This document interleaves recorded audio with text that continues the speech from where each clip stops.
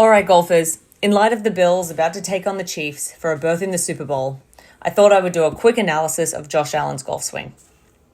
First of all, we're going to talk a little bit about the setup. You'll note that you can see the left hand and forearm a little bit underneath the right.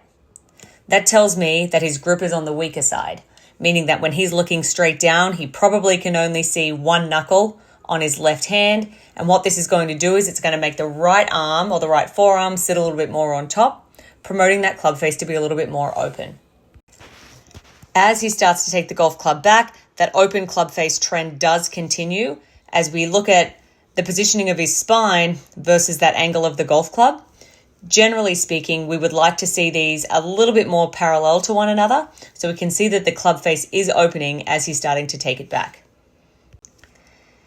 His actual alignments at the top of the golf swing are quite good. There is a little bit of cupping of that left wrist. So again, that golf club is quite weak, or the club face itself is a little bit on the weaker side, which is just going to promote that ball to want to fade or that club face to want to be open at impact unless we do something else to mitigate that.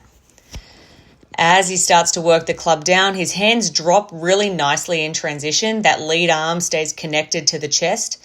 But as he starts to come down, because that club face is so open, meaning here again, the club face is pointing to the sky, if he doesn't do something to counter this really late in the downswing, that golf ball is just going to go straight to the right.